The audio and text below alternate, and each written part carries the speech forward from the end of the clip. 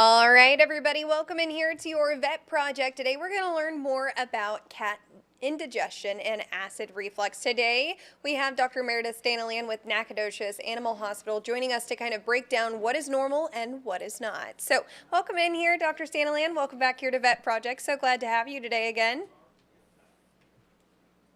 Yeah, thank you. Thank you for having me.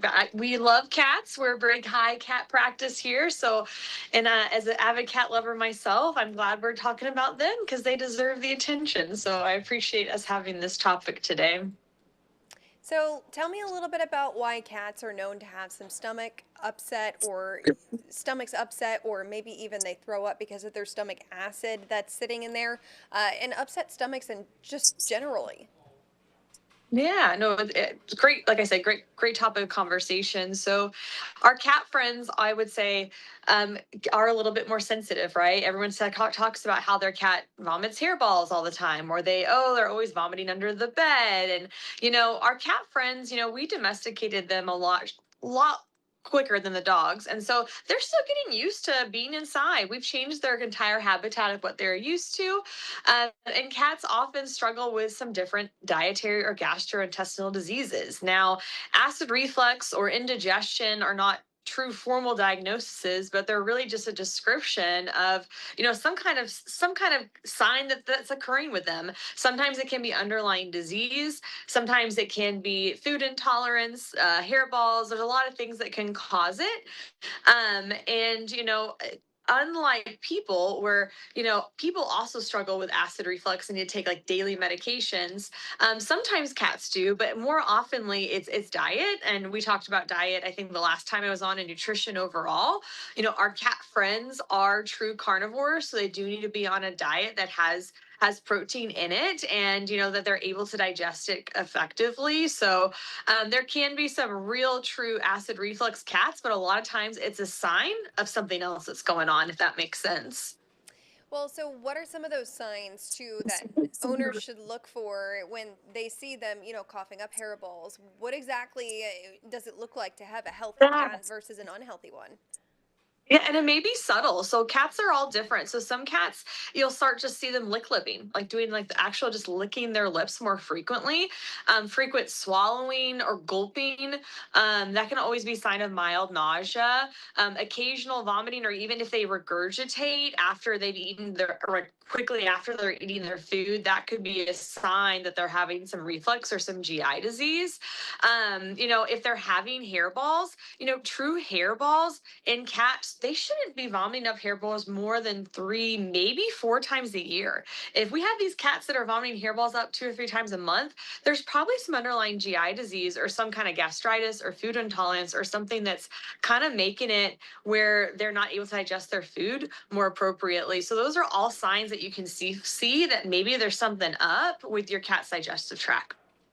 Well, speaking of digestive tracts, let's talk about cats that may vomit a little bit more than usual, and some common health issues, of course, that could cause your cat to throw up more often. Could acid reflux be one of those culprits? If so, what is the symptoms of that and causes or treatments? Yeah, it definitely can. So cats can have what we call primary gastrointestinal disease, and that can just mean they're having gastritis, which is just inflammation of their stomach, inflammatory bowel syndrome, food intolerance, food allergies. Cats can have chronic foreign bodies. If your cat swallowed something and it's a partial obstruction, that can create acid reflux. If they're an older cat, we worry about there are some gastric cancers that they can have. So if it's getting worse, those are all things to watch for. Also, secondarily, they can have different conditions that kind of delay their stomach emptying.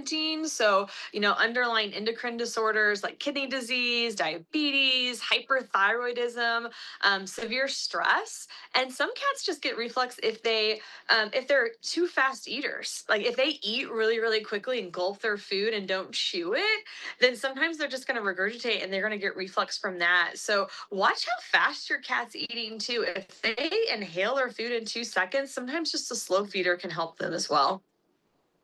Well, let's talk about food in general. Food allergies specifically. What are some of the most common ones to watch for? With your cat having maybe indigestion issues or acid reflux, it could also be the cause of food, right?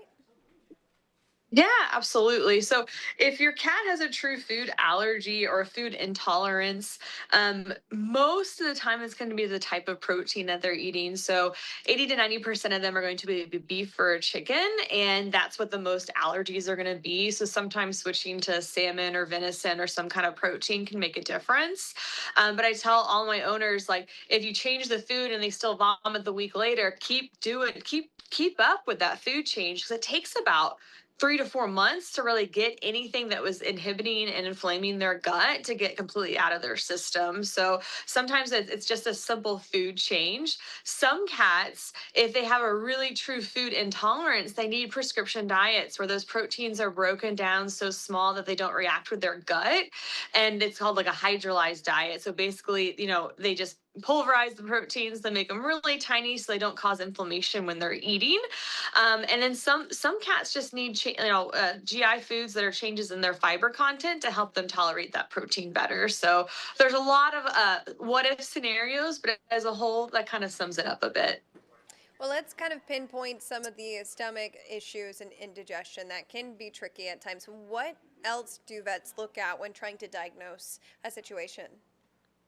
Yeah. So first of all, really asking like what clinical signs you're seeing at home. So, how fast are they eating? Has there been any changes? Are they lip glipping? Are they having hairballs? So kind of really getting down to what are you seeing at home? And that's hard sometimes, right? Because sometimes you don't even see it. You're just seeing the vomit piles around the house. So really looking to see, is it digested? Is it undigested food? That'll really kind of help us diagnose if it's actually getting to their stomach properly and sitting there versus if it just is regurgitating very quickly. Also, things to watch for, some of those other things like those underlying secondary disorders that can present with GI disease is going to be, you're going to see changes in their thirst, their urination. If you're noticing weight loss, all of those things are going to really contribute. So, pay attention to that litter box. Is it filling up with urine a lot more than normal? That could be a sign that they've got kidney disease, which is then creating nausea, which is then creating them to upchuck more often. So, those are all things to watch for, as far as, kind of getting your vet some information, because it can really change kind of what route your vet goes down to get to the root cause of the nausea and the vomiting. Well, is there anything else that you would like to emphasize or make known that people should understand about, cats and their indigestion or acid reflux causes? Yeah, so I would just say if your cat has hairballs, it absolutely is a possibility, but don't if your cat is having more than four a year, it probably needs to be looked into to see why are they having so many. If your cat is regurgitating really, really quickly, start with a slow feeder. That always can be really, really helpful. And just pay attention to their overall weight, their thirst and urination. Those can all be signs that overlap with different GI diseases. And, yes, our cat friends love to throw up, but throwing up all the time is never normal. And so just if it's something that you're concerned about, it's better to get checked out early than wait too long. All right. Well, Dr. Stanley, thank you so much for joining us here on our vet project, this week's edition, of course. And I'm sure we'll see you next time whenever we do another vet project. Yes. Thank you. Everyone have a good day. All right. You too. Bye bye.